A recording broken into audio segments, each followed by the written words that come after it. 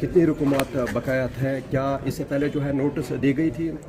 देखिए, मुझे लगता है कि मेरे टाइम में कम से कम 10 नोटिस हमने ज़्यादा ही भेजी होंगी। उनको बोला होगा कि आप एक बारी दफ्तर आ जाइए और इस पर हम बात करेंगे। तो काफ़ी बार इनको हमारी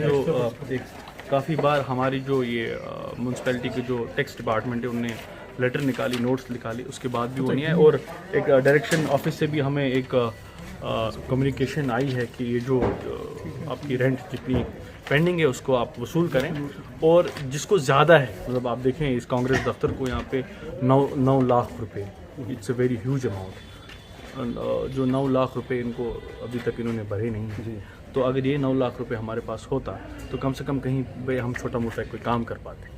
अगर हमारे पास जो म्यूनसिपैलिटी की जो एसेट है उनके जो रेवेन्यूज़ हमारे पास आते तो उस रेवेन्यू को हम यूटिलाइज़ करेंगे डेवलपमेंट वर्क पे। तो मेरी कोशिश है जो छोटे मोटे काम है हम इसी जो नॉर्मल रिसोर्सेज में जो हमारा पैसा आता है उस पैसे से हम यहाँ पे काम करें। नोटिस कितनी बार इनको कितनी बार नोटिस दिया आपने इनको? हमने टाइम टू टाइम इनको ऑलरेडी इन्फॉर्म किया है सर। टाइम टू टाइम इनको इन्फॉर्म किया गया है। और मैं सबको बोलना चाहता हूँ और ख़ासकर जो हमारे दुकानदार साहिबान हैं, मैंने आज अपनी टीम से रिक्वेस्ट की है कि अगर किसी को 2 लाख, 2.5 लाख, 1.5 लाख रुपए अगर उन्होंने नहीं क्लियर किया है रेंट तो आराम से वो भरें। क्योंकि मैं ये भी मानता हूँ कि कोरोना के टाइम में काफ़ी हालात यहाँ पे ऐसे रहे हैं, उन्होंने बिजनेस उनका मुतासिर हुआ है। तो मैं ऐसा भी नहीं बोलता हूँ कि वो एक साथ रेंट भरे सारा, वो एक साथ ही सारा रेंट भरे, ऐसा भी नहीं मैं बोलता हूँ। मैं कहता हूँ लेकिन अगर किसी के पास 2 लाख है, किसी को आउटस्टैंडिंग है, किसी का 2.5 लाख रुपए है तो वो 50,000, 10,000, 20,000 टाइम भरे। इन्होंने कब ये ऑफिस लिया था?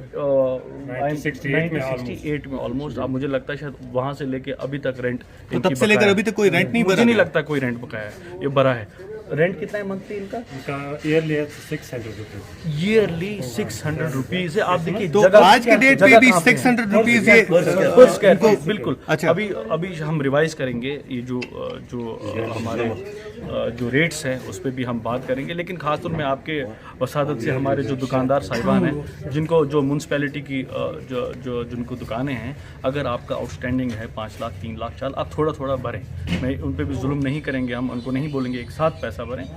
तो आहिस्ता आहिस्ता आप थोड़ा थोड़ा करके भरें। और ये जो पैसा है लाइबिलिटी मत रखो, मत आप इतना परेशान हो जाओ, कल हमको आना पड़ेगा, फिर तंग करना पड़ेगा। मैं नहीं चाहता हूँ कि मेरे टाइम पे यहाँ पे कोई तंग हो। लेकिन उनकी भी जिम्मेदारी बनती है कि अगर आपको देखिए ये कैसी जगह है यहाँ पे, मुझे लगता है कि यहाँ पे मीडिया वालों का काफ़ी हमेशा से बात रही है, हमारे पास स्पेस नहीं है। मे भी हम इसको यूटिलाइज करेंगे, मीडिया वालों को देंगे या कोई NGO होगी जो यहाँ पे जो अनएम्प्लॉयमेंट बच्चों को रोजगार देगी या कोई ट्रेनिंग सेंटर देगी। तो मैं चाहता हूँ कि यहाँ पे जो ऐसे एसेट्स हो, मैं चाहता हूँ जो ऐसे एसेट्स हो हमारे पास जहाँ पे स्पेस है, मेरी कोशिश रहेगी हम कोशिश करें डायरेक्टर मैडम से बात करके, अगर हायर लेवल पे भी बात करनी पड़ेगी उनके साथ बात करें, जो यहाँ पे जो स्कीम्स है गवर्नमेंट की, जो एम्प्लॉयमेंट के रिलेटेड हो या जो ट्रेनिंग स्कीम्स हो, तो हम उनको बच्चों को ट्रेन करें। कम से कम ये स्पेस तो उनको ज़रूरत आएगी ना, जो हमारे कोई वोकेशनल कोर्स की ट्रेनिंग कराएंगे। एक तो इतना पैसा उन्होंने बंद रखा है, पैसे देते नहीं। ये कांग्रेस वालों का हाल है जो यहाँ पे चलाते हैं सिस्टम, जो लोगों को वोट मांगने जाते हैं,